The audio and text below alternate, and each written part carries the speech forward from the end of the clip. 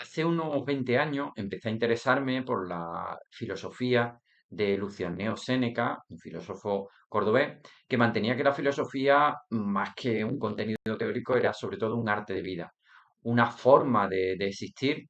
con cierta tranquilidad, con cierto sosiego, sobre todo en los momentos en que nos venían los problemas de la existencia. Este interés teórico poco a poco me llevó a un interés práctico e inclusive me planteé la posibilidad de poder desarrollar talleres filosóficos con personas que podían tener necesidades, sobre todo con personas en situación de vulnerabilidad, y me planteé hasta qué punto, pues, actividades como una prosoqué, como una premeditación malorum, podrían tener hoy todavía, pues, cierta vigencia y desarrollamos algunos proyectos, como por ejemplo el proyecto Boecio, en donde llevamos estos talleres estoicos y también talleres de pensamiento crítico a prisiones latinoamericanas, en fin, y a otros contextos de vulnerabilidad. La cuestión es que algunos años después, otra serie de personas empezaron a trabajar con el estoicismo, lo cual me agradó mucho,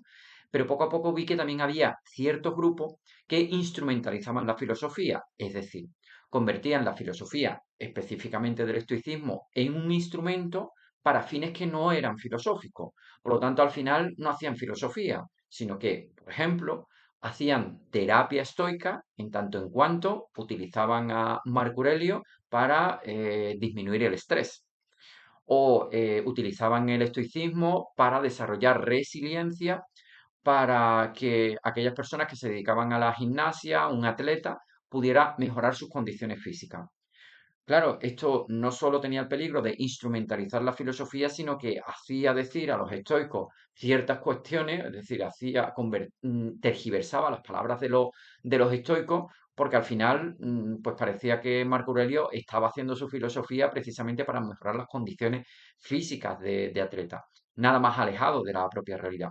Poco a poco me di cuenta de que además esto respondía a una ideología capitalista, productivista, en donde de alguna forma el estoicismo pasaba de ser una filosofía crítica a ser de alguna forma un elemento ideológico del propio sistema. Es por todo esto que me animé a escribir este artículo,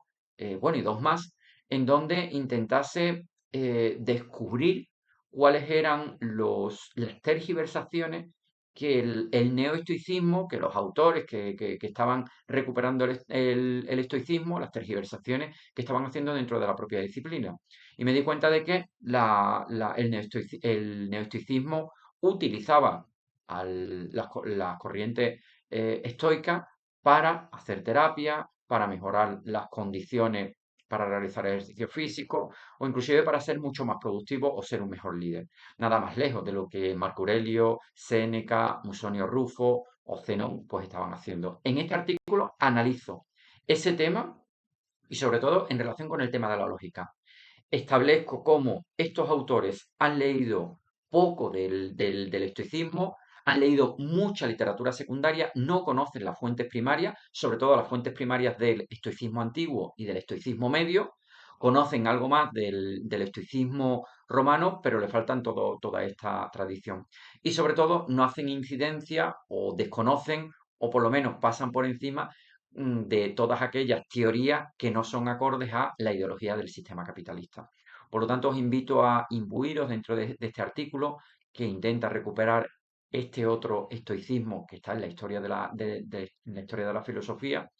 y que de alguna forma pues nos animemos a este redescubrimiento del estoicismo y por lo tanto la recuperación de un estoicismo auténtico más allá de las tergiversaciones o cuanto menos de las recepciones no correctas del estoicismo al convertirlo en un instrumento.